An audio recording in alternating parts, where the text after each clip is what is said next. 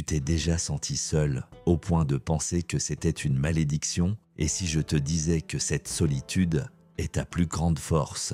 Dans les monastères zen suspendus aux montagnes du Japon, le silence n'est pas une punition, c'est une arme. Les maîtres taoïstes, eux, t'enseignent que celui qui se suffit à lui-même devient intouchable. Et dans la tradition stoïcienne, Épictète disait que le véritable pouvoir commence là où cesse le besoin de plaire. Dans cette vidéo, je vais t'emmener sur un chemin que peu osent emprunter. Un chemin de solitude choisie, de discipline radicale et de libération intérieure. Mais attention, ce chemin n'est pas confortable, il n'est pas instagrammable. C'est un chemin de feu où ton ego mourra pour que ton âme puisse vivre. Respire, concentre-toi et entre avec moi dans la voie des guerriers silencieux. Quand tu commences à te recentrer sur toi-même, les autres le sentent et ça les dérange. Pourquoi? Parce que la majorité des gens préféraient te voir distrait, faible, facile à lire, facile à manipuler, mais toi tu deviens un mystère.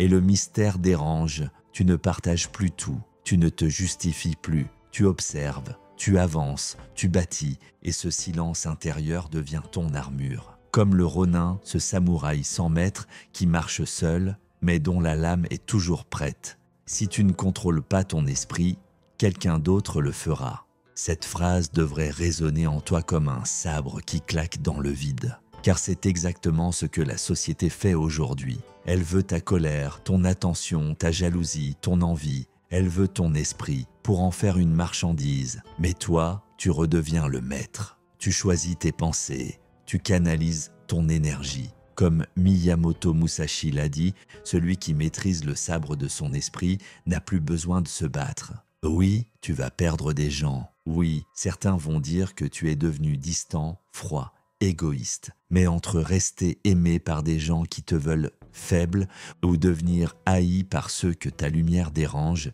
tu sais déjà ce que choisit le sage. La solitude est le prix de l'évolution. Et ce n'est pas un prix, c'est une purification. Apprends à ne pas tout dire. Lao Tseu disait « Celui qui sait ne parle pas, celui qui parle ne sait pas ».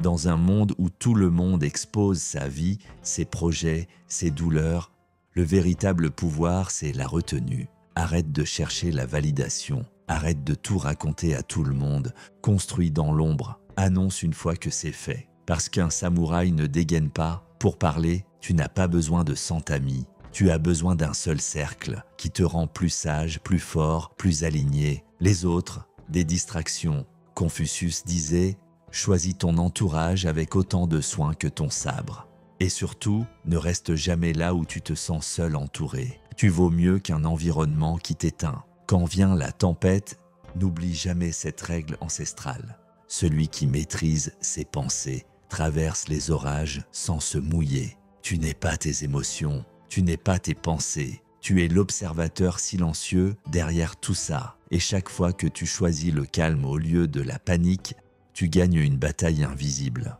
N'essaie pas de plaire, sois vrai. La vérité, c'est que tout le monde ne t'aimera pas. Et c'est une bénédiction. Plus tôt tu l'acceptes, plus tu deviens libre. Sun Tzu disait « La plus grande victoire est celle qu'on obtient sans livrer bataille. » Alors arrête de lutter pour l'approbation. Tu n'as rien à prouver. Ta vision va déranger, ta discipline va isoler, ta rigueur va te couper du troupeau. Mais tu es là pour ça, pas pour être aimé, pour être libre. Tu n'as pas besoin d'une armée, tu as besoin de clarté. Tu n'as pas besoin d'être parfait, tu as besoin d'être présent. Tu n'as pas besoin de tout comprendre maintenant. Tu as besoin de faire un pas, puis un autre. Comme dit Lao Tseu, le voyage de 1000 lieues commence par un seul pas. Alors, retiens bien ça. Arrête de parler, commence à écouter. Ne dévoile pas tes plans, agis, maîtrise tes émotions. Elles sont ta vraie bataille.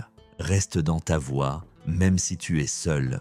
Cultive ta paix et deviens inébranlable. Et quand les autres se noient dans les comparaisons, les regrets, les drames, toi, tu seras déjà loin. Calme, concentré, dangereux, comme l'eau d'un lac de montagne, belle, silencieuse, mais capable de tout engloutir. C'était l'âme du sage. On se retrouve très bientôt, mon disciple.